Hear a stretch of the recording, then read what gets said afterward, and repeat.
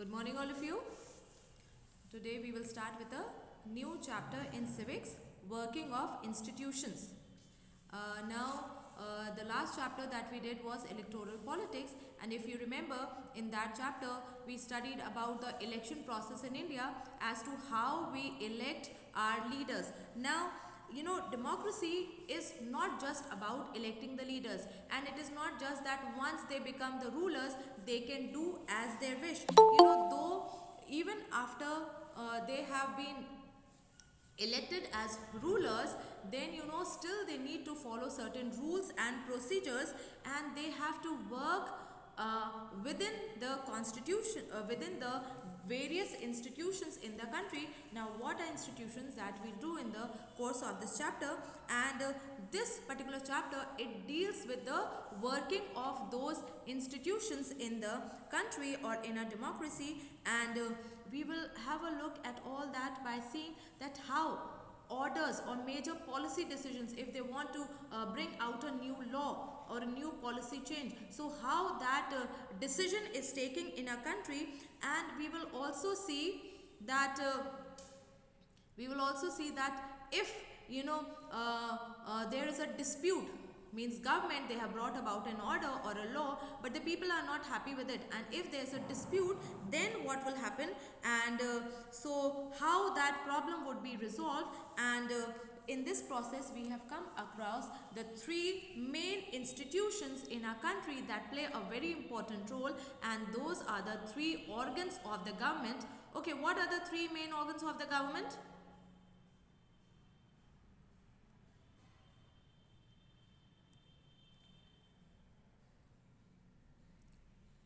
Come on, class 9th. Three main organs of the government. Don't you know that?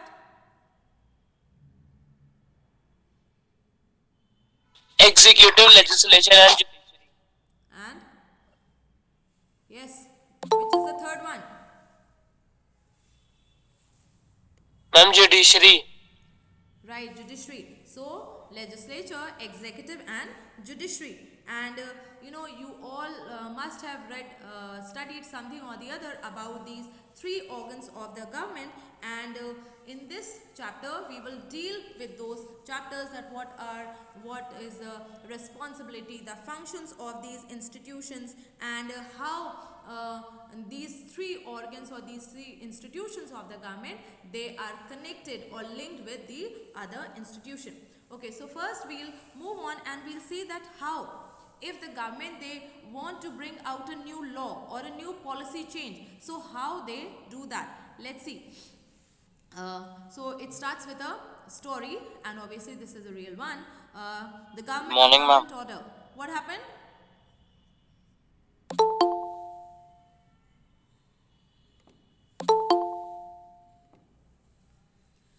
Okay, now on August 13th, 1990, the government of India, they issued an order, and that was called as an office memorandum.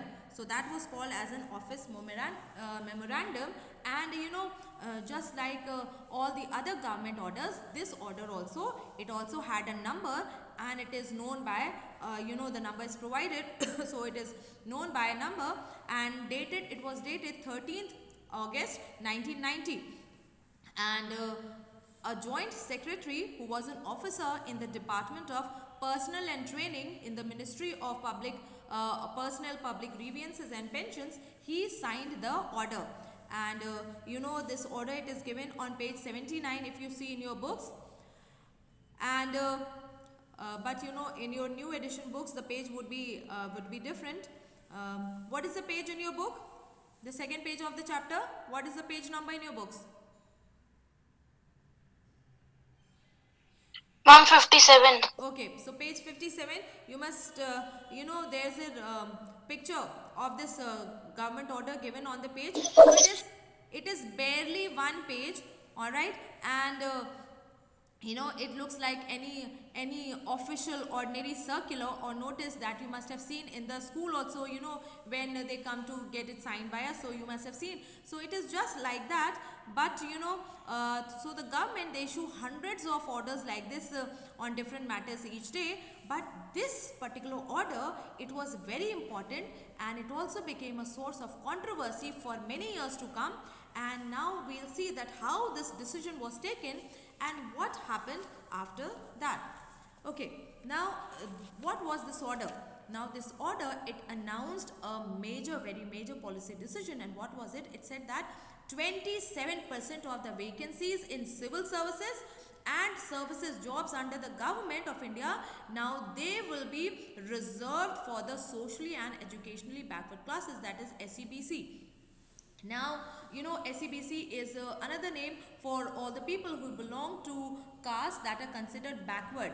Alright, so all the castes that are considered backward, all they fall under this category. And till now, the benefit of job reservation, now it was only given to the scheduled castes and the scheduled tribes. But now a third category was introduced, which was called as the SEBC, or the socially and educationally backward classes.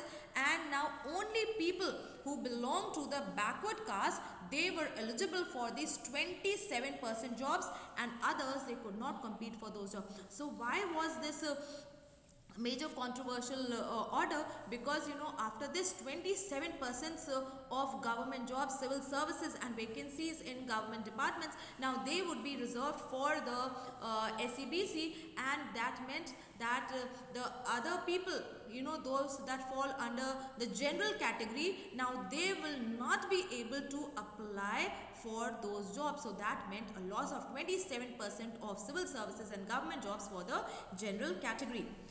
Now that was a really major decision. So who decided to issue this memorandum? And obviously the person who signed this, now obviously he must have not taken that decision. So why? Because he was just a joint secretary. So how can a joint secretary, he can take such a big decision? And the officer was merely doing the job that he was entrusted to do, and he was just a part of that job, and he simply signed it on behalf of someone else. Alright, so now we can guess that that's such a major policy decision. Obviously it involved many major functionaries in our country, and now you have read about most of them in your earlier classes. Now let us go over some of the main points that you have covered.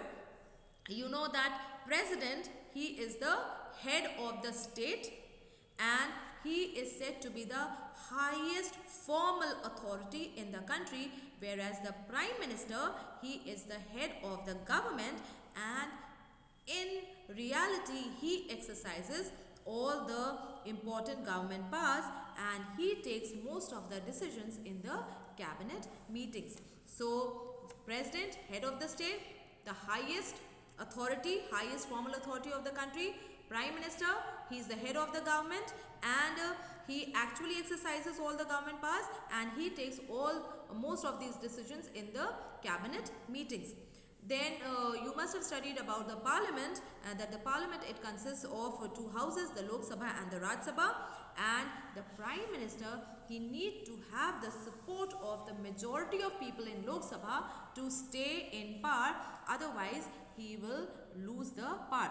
And so now the question is that were all these people involved in taking this decision regarding this particular office memorandum about 27% reservation for SEBC? Now this office memorandum, it was the culmination or the conclusion of a long chain of events. Let's see what these events were. So the government of India, they have appointed the second backward classes commission in 1979, and this was headed by B.P. Mandal, and that is why it is popularly called as Mandal Commission, because it was held by B.P. Mandal, and that is why it is called as a Mandal Commission. And the job of this commission was to determine the criteria so that they can identify the socially and educationally backward classes in our country, and also recommend some steps for their upliftment and some steps for their advancement. And the commission, they gave the report in 1980, and they had made many recommendations. Now one of those recommendations was 27% of government jobs to be reserved for the socially and educationally backward classes. Now So the Mandal Commission, they submitted their report in 1980, and this report and the recommendations of the commission, they were discussed in the parliament after that for many years. And for several years, the people of the parliament and the parties, they kept on discussing and deliberating, and some demanded the implementation of the recommendations of the Mandal Commission. Some were not in favor of that, and so it continued. And then came the Lok Sabha elections of 1989, and so in their election manifesto, the Janata Dal, they promised that if they would be voted to power, then they would implement the recommendations of the Mandal Commission. And that year, Janata Dal, they did form the government, and after the election, its leader VP Singh, he became the Prime Minister. And now after he became the Prime Minister, so several developments, they took place after he became the Prime Minister. Let's see what those developments were. Now the President of India, in his address, the president, whenever a new Lok Sabha comes to power,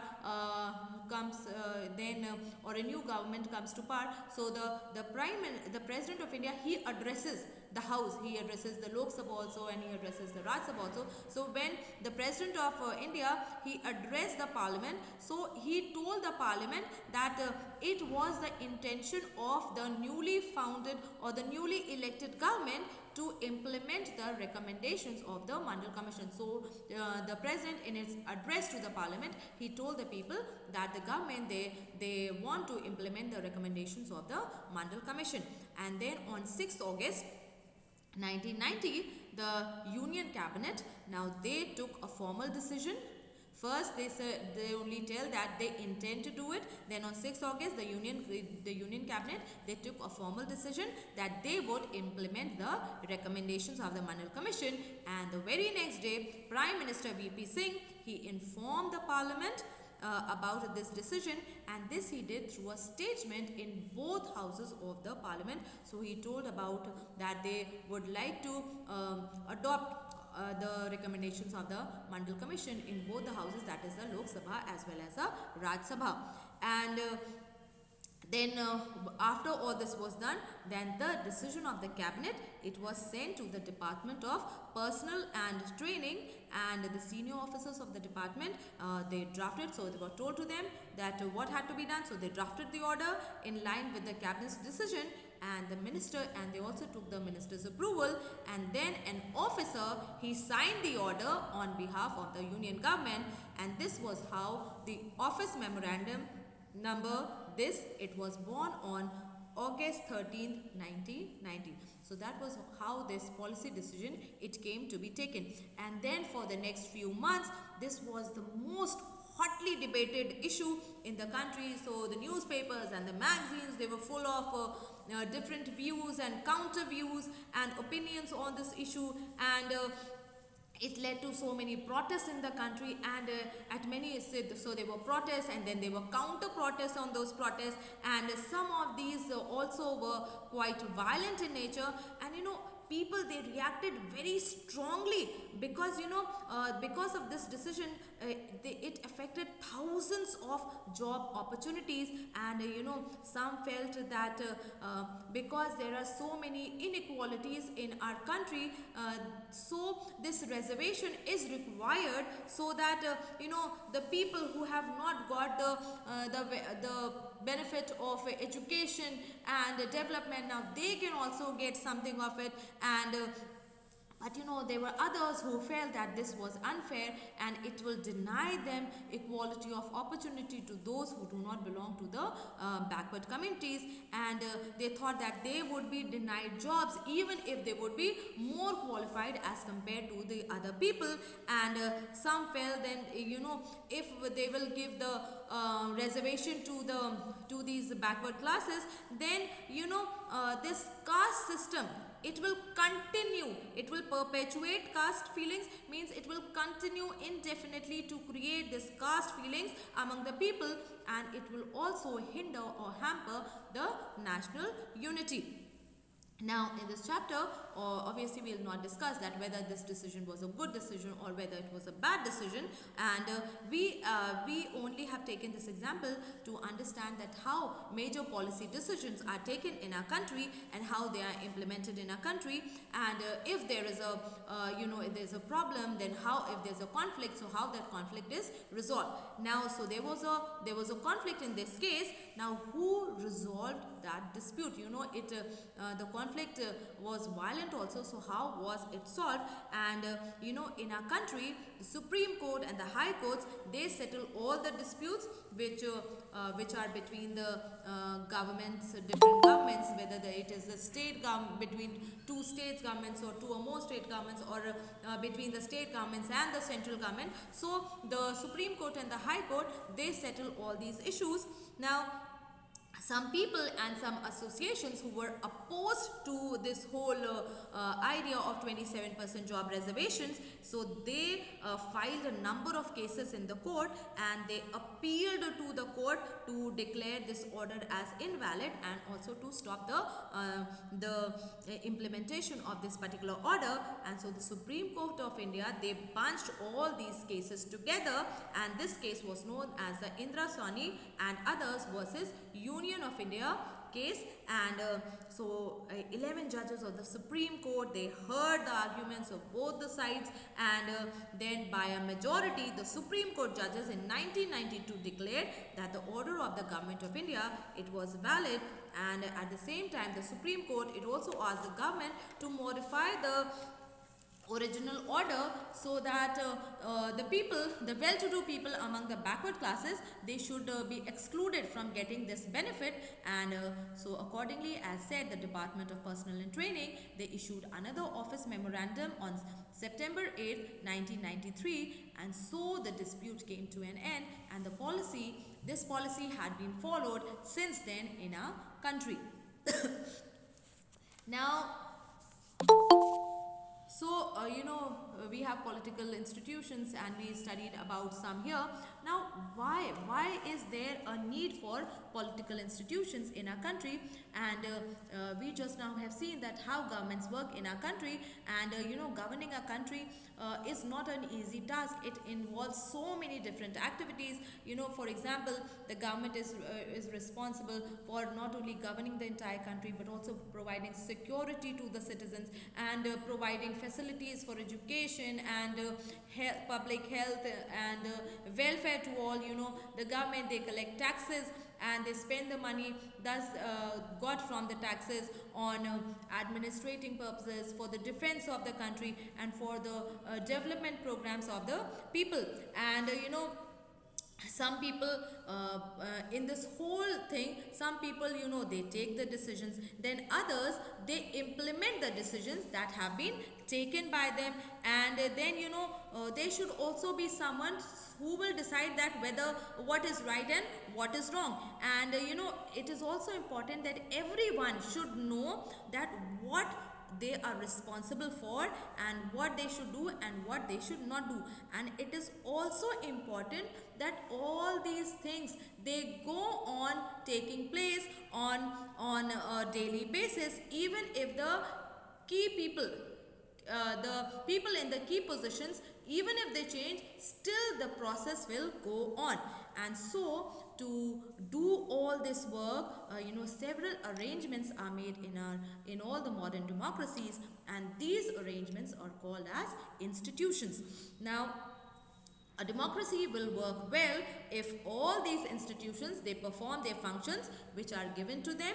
And the constitution, the constitution of the countries, they also lay down as to what would be the powers and functions of each institution, what would be the relationship between the various organs, what would be the powers of the various organs of the government. And in the example above, we saw several institutions which were involved in all this. And the Prime Minister, we have seen that the Prime Minister and the Cabinet, they are the institutions which take the major policy decisions. And the civil servants who work together with them, they are responsible for implementing the decisions of the ministers And if there is any dispute, then the Supreme Court is an institution where disputes between citizens and the governments, they are finally settled. Okay, so can you think of some other institutions in this example, and can you think about what is their role? Now, if we move on, working with institutions, when we work under institutions, it is not easy, because in a democracy, working with institutions, there are so many rules and regulations to be followed, and and that can sometimes make the leaders feel that their hands are bound, and they are not able to do what they plan to do for the people, because the institutions, they involves meetings and discussions and committees and so many routines they have to do, follow up, then their discussions and deliberations, and they go on and on and on, and so dealing with institutions at times could be frustrating, and one might feel that it will be better if there was just one person, and he can take all the decisions without any rules and regulations or procedures or meetings. But if that is there, then that would not be the spirit of democracy. That would be against the spirit of democracy. And now some of the delays and complications which are introduced by these institutions are very useful. How? If only one person will take the decision, then only one person will have just one point of view, and when so many people working in institutions, what it helps, that it provides an opportunity for a wider set of people, more people, and they could be consulted to take a decision. So they see the same thing in different aspects, and then you combine together and take the decision. Otherwise it will just be the decision of a single person.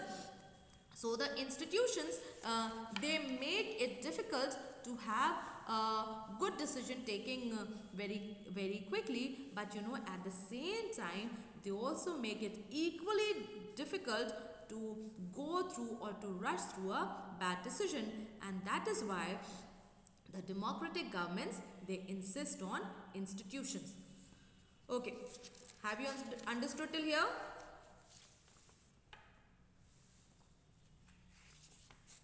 Yes, ma'am. Yes? Yes, ma'am. Yes, class? Is everything clear? Any questions till here? Yes, ma'am. Yes for understanding or yes for questions?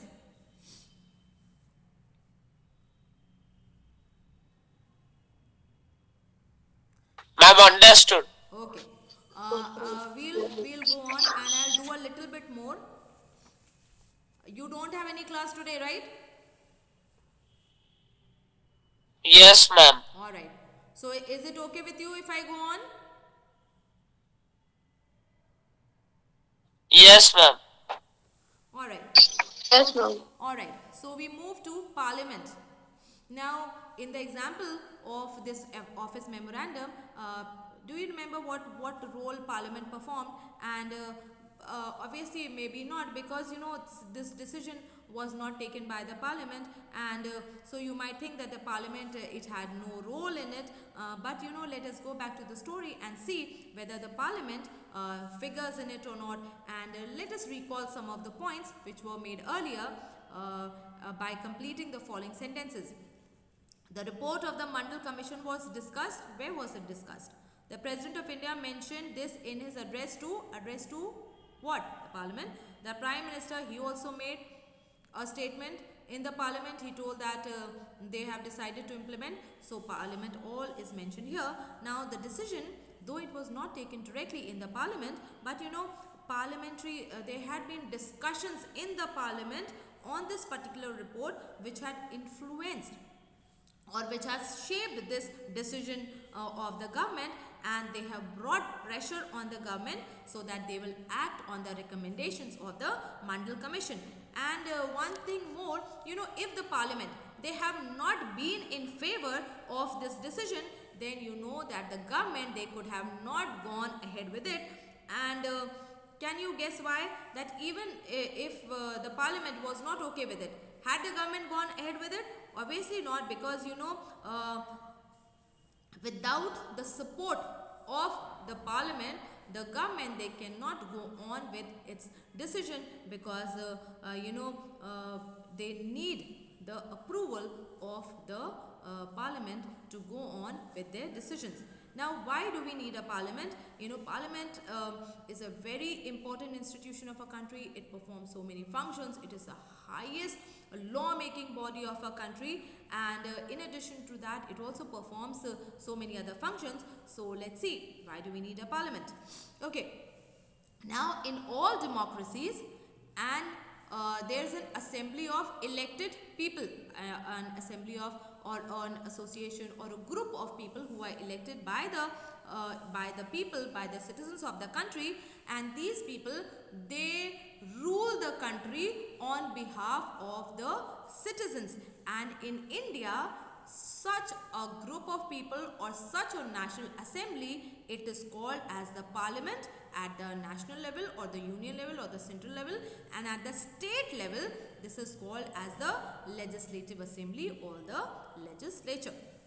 Now, this name, it may differ, it may vary, it may differ from country to country, but such an assembly of elected representatives, they exist in every democracy, and this particular body, they exercise political authority on behalf of the people, and they do it in many ways. First, Parliament is the final authority for making laws. So Parliament is the highest authority on making laws in the country, and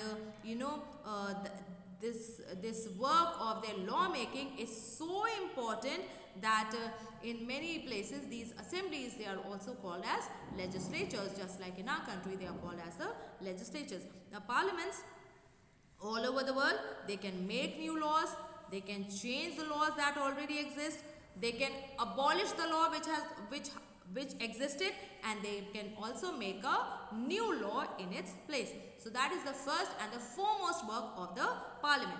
Then second, the parliament, they also throughout the world, they have some control over those who run the government. So what we mean is that the legislature, they have control over the executive. Now in our country, this control is direct and full, and those who run the government, that is the executive, they can take decisions only as long as they enjoy the support of the parliament, and if they do not have the support of the parliament, then the government will fall. Then third task or function of the parliament control all the money that the governments have, and in most countries, the public money, it can be spent only when the parliament sanctions it. So without the sanction of the parliament, the money of the people, it cannot be used. Then fourth important function, that parliament, it is the highest forum or the highest level of discussion and debate on any public issue or national policy in any country, and the parliament, they can also ask information about any matter from the government. Okay, so since we are doing parliament, let's also finish off about the two houses of the parliament. Okay, which are the two houses of the parliament, class 9? Rajya Sabha and Lok Sabha. Okay, another name for Rajya Sabha. Give me another name for Rajya Sabha. Rajya Sabha is also known as, Lok Sabha is also known as what? Yes, beta? Rajya Sabha is also known as which house? Upper Rajya Sabha is known as the upper house, and Lok Sabha as the lower house. all right. And there's one more name for Rajya Sabha and Lok Sabha. Ma'am, upper chamber. Ma'am, upper chamber and lower chamber. That is okay. Upper chamber, upper house, that is almost same. There's one more name. The Lok Sabha is known as the house of the people. Rajya Sabha. Lok Sabha is known as the house of the people. What is Rajya Sabha known as? Just like Ma'am, Council of State. right, Council of States. So Rajya Sabha is also known as the Council of States. And why Lok Sabha is called as House of the People?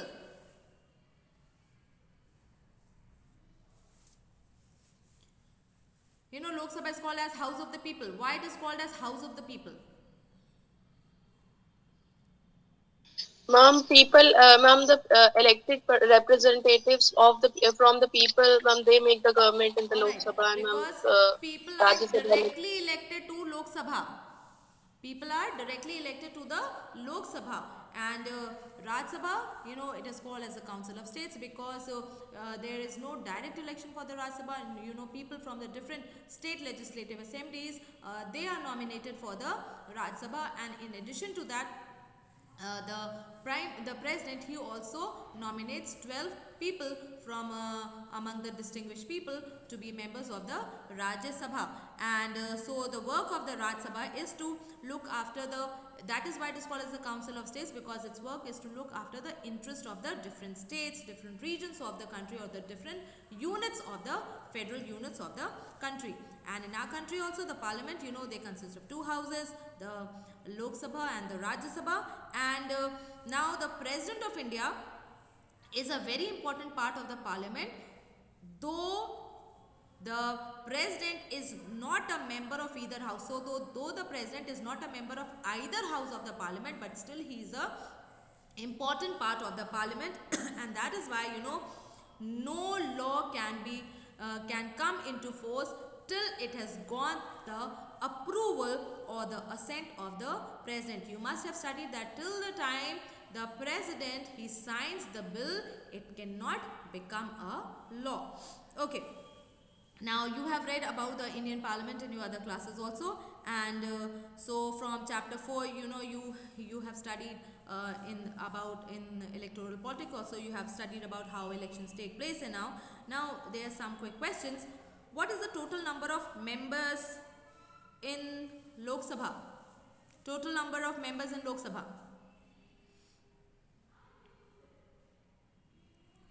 Yes, come on. What is the strength of Lok Sabha?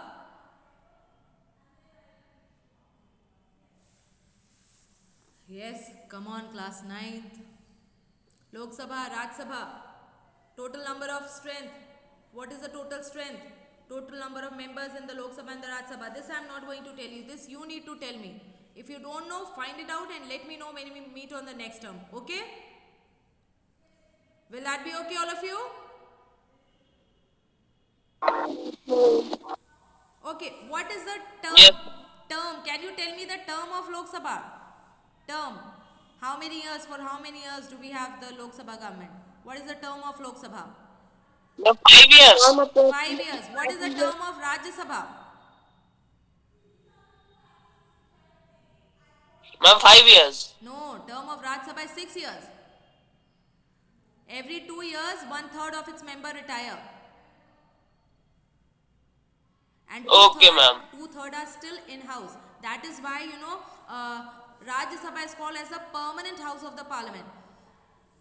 Why Lok Sabha is called as a temporary house? Because, you know, after each term, the whole house is dissolved and new members are elected to the Lok Sabha. But for Raj Sabha, every 2 years, 1/3 of its member retire and 2/3 are still in place, and elections are held only for the 1/3 of the places. So that is why Raj Sabha is never completely dissolved, and that is why it is called as the permanent house of the parliament. Okay. Now, what do you think? Which house of the parliament, Lok Sabha or Raj Sabha, which is more powerful? What do you think? Ma'am, Lok Sabha. Alright, okay. You think Lok Sabha is more powerful. Is there any reason why you think that Lok Ma'am, Sabha? when Lok Sabha passes the budget for any state or any state, the Rajya Sabha cannot reject it. Alright. So because you think because they have more powers in terms of money matters and budget and everything they control, that is why they are more powerful. Okay. Alright. You know, though Rajya Sabha is called as the upper house of the parliament, but still it also has some special powers, but still the Lok Sabha, it has more powers, and let us see why. We have 3 very important reasons given here. Now first, you know, any law that is passed, that needs to be passed by both houses of the parliament. But if there is any difference of opinion among the two houses, means the Lok Sabha and the Raj Sabha, then the final decision is taken in a joint session, means both the Lok Sabha and the Raj Sabha together. So in a joint session the decision is taken. But because the Lok Sabha has more number of members, then that is why the view of Lok Sabha is likely to prevail. Because though I told you that you need to find out, now the strength of Rajya Sabha is 250 and the strength of Lok Sabha is 545 as of now, though 543 only can be elected and 2 are left. Now that is from the president. If he thinks that the people from the Anglo-Indian community are not properly represented in the Lok Sabha, then he can nominate 2 people from the Anglo-Indian community. So elections are held for 543 members, and so because of more number of members of Lok Sabha, if there's a joint session and if they want to take voting in that, then obviously whatever the Lok Sabha wants, that will be done because they have more number of members as compared to the Rajya Sabha. Then like you said, Prakhar, the Raj Sabha, they exercise more power in terms of money matters. You must have studied about how a bill becomes a law. Have you studied that? Class 8th? Yes, you have studied. I remember. I taught in class 8. Have you studied how a bill becomes a law? What is a bill? Any idea? What is a bill? Yes, ma'am. Okay, who will tell me how a bill becomes a law? Whatever you remember, just let me know. Ma'am, a bill passes from Lok Sabha, then it passes from Rajya Sabha, and ma'am, finally President signs it, then it will become an act. Okay, bill is just a proposal. Alright, it is a proposal to pass a new law to change an existing one. So it is a draft, you could say, or a rough sketch for a new law that you want to be made. And so a bill is first presented. Now there are many types of bills. There are ordinary bills, there are constitutional amendment bills, there are money bills. So there are many types of bills. Now all these bills, they can most of the bills can be presented in any house of the parliament first. So like constitutional amendment bill or ordinary bills, they can be presented either in the Lok Sabha first or in the Raj Sabha, and then it is discussed and discussed upon and voting is taken, and if it is passed, approved, then it goes to the second house for its approval, and then if they also approve, then it goes to the president for its approval. But for money bills, now money bills cannot be presented in Raj Sabha. Money bills are can only be presented in the Lok Sabha. Alright, they cannot be presented in the Rajya Sabha. And once the Lok Sabha, they pass the budget of the government or any other money related law, the Raj Sabha, they cannot reject it. They can only delay it by 14 days, or they can suggest some changes. The Lok Sabha may accept those changes or they may not accept those changes, but after 14 days it is considered, it is deemed passed by Raj Sabha also. So whatever decision is taken in case of money bills by the Lok Sabha, now that is considered final, and no money bill can be presented in the Lok Sabha and without the approval of the president. So with approval of the president only, money bills can be presented in the Lok Sabha. And so because of the money bills, because they control all the finances, all the government money, so obviously Lok Sabha is more powerful. And the third and the most important thing is that the Lok Sabha, it controls the Council of Ministers. Now we already know that in our system of government, a person who enjoys the support of the majority members of the Lok Sabha, only that person can be appointed as the Prime Minister, and he can be the Prime Minister only till the time he has the support of the majority number of members in the Lok Sabha. And if the majority of the Lok Sabha members, they say that they have no confidence in the Council of Ministers. Then voting is take place. So no confidence motion is also just like a bill, and it is passed, and so voting is done. And if it loses, it does not, if a no confidence motion is passed and most of the members say that they have no confidence in the Council of Ministers, then all the ministers, including the Prime Minister, they have to quit, they have to resign. But the Lok Sabha and the Raj Sabha, they do not have this power, and hence because of these three very important things, the Lok Sabha is more powerful. Alright. So, I think for today we'll stop here. That would be all for today. Have you all understood? Yes, ma'am. Okay. Then when we meet next week, or maybe since your maths course is complete, so I could even exchange class to complete your course.